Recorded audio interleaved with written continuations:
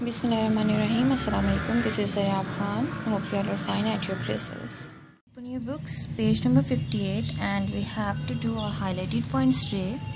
Square of a number. What is a square? जो आप लोगों को प्रीवियस लेक्चर में लिंक्स दिए थे उससे आप लोगों को कुछ तो आइडिया हो गया होगा, ठीक है.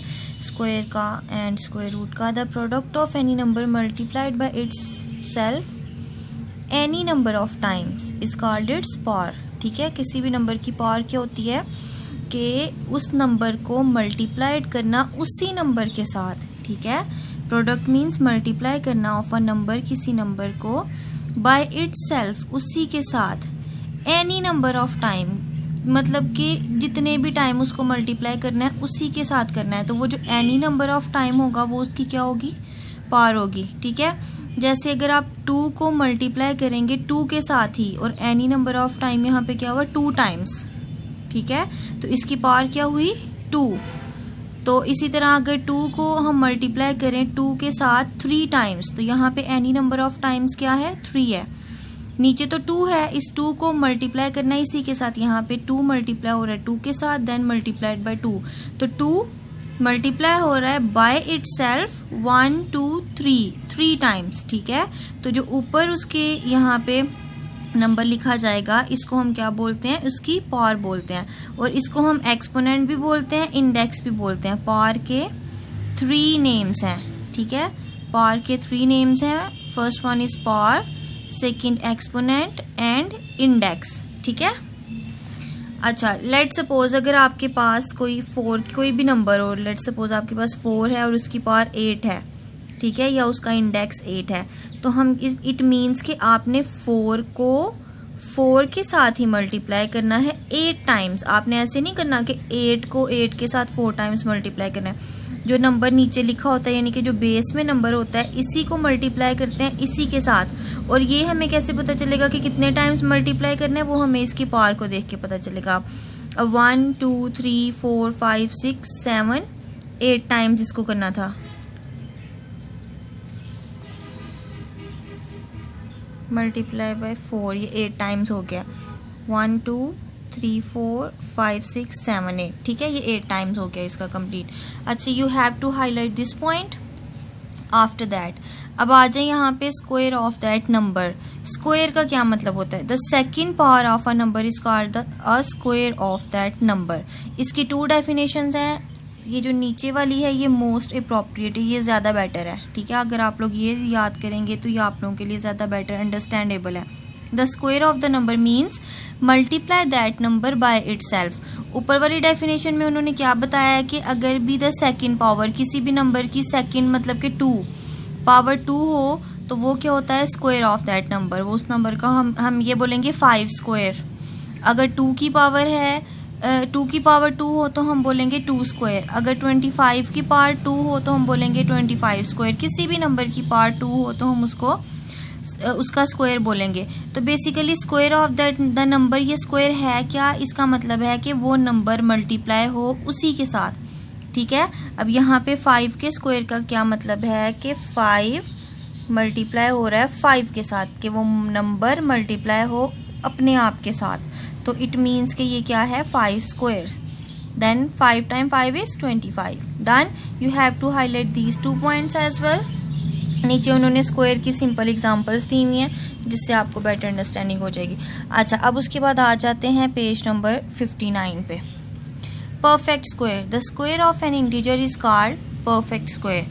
और इसकी भी 2 डेफिनेशंस हैं. Perfect square is an integer that can be written as the square of the some other number. अच्छा, परफेक्ट एक तो हमने ये जो यहाँ पे पढ़ा था इसका मतलब है किसी चीज़ का स्क्वायर लेना. परफेक्ट स्क्वायर क्या है, ऐसा नंबर जो किसी और नंबर का स्क्वायर हो. जैसे यहाँ 16 है तो 16 किसका स्क्वायर है, 4 का स्क्वायर क्या है 16. सो 16 is a perfect square.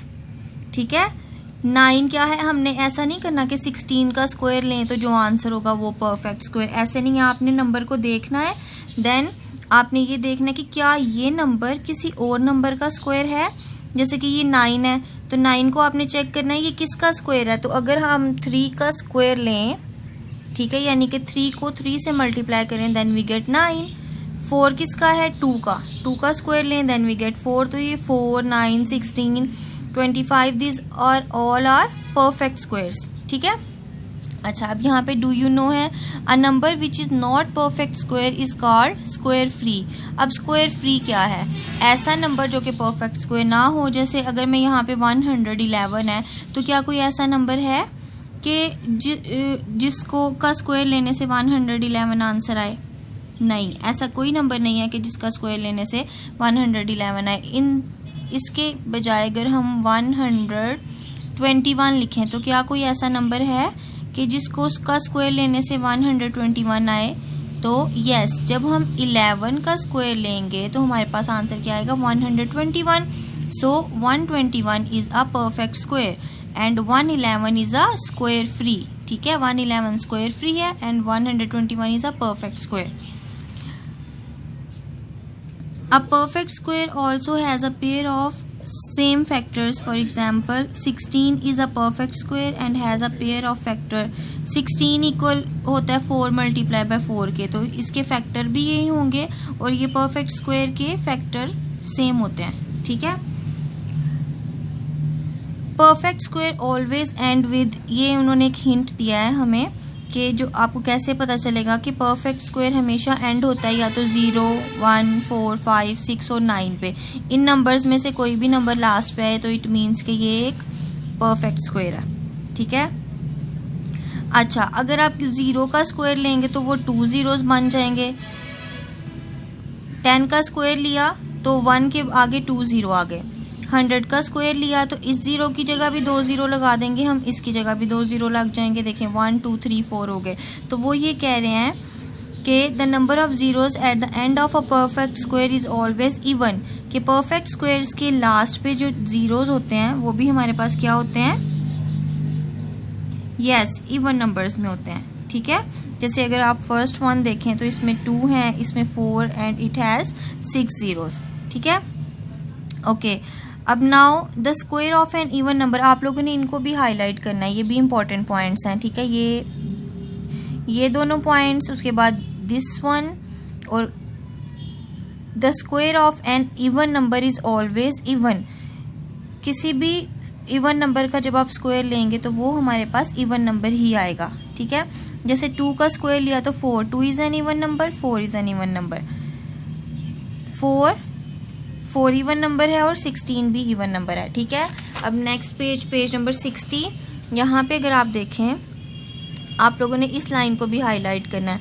The square of an odd number is always odd. जब आप किसी ऑड नंबर का स्क्वायर लेंगे तो वो ऑलवेज क्या आएगा, ऑड आएगा, ठीक है। Recall, the fraction in which the numerator is less than the denominator is called proper fraction. ऐसा फ्रैक्शन जिसका numerator less than numerator means जो ऊपर नंबर्स लिखे जाते हैं और डिनोमिनेटर जो नीचे लिखे जाते हैं, तो अगर न्यूमिरेटर लेस हो डिनोमिनेटर से तो वो क्या होगा, proper fraction. This is the definition of proper fraction. Okay, at page number 61 here we are having another recall. Use the cross product method to find which proper fraction is greater. आपको आगे question आएंगे, आपने ये बताना है कि कौन सा प्रॉपर फ्रैक्शन ग्रेटर होगा, ठीक है। बस 2 प्रॉपर फ्रैक्शंस हों, उनको जब हम क्रॉस मल्टीप्लाई करवाएंगे, क्रॉस प्रोडक्ट उनका लेंगे, यानी कि इस 3 को मल्टीप्लाई करेंगे 16 के साथ, 4 को 9 के साथ, तो ये वाला इन दोनों को आपने लिखना है लेफ्ट हैंड साइड पे और इन दोनों को आपने लिखना है राइट हैंड साइड पे। तो जब आप मल्टीप्लाई करके देखेंगे तो जोन सी साइड का आंसर ग्रेटर आएगा वहाँ पे हम ग्रेटर देन का साइन लगा देंगे।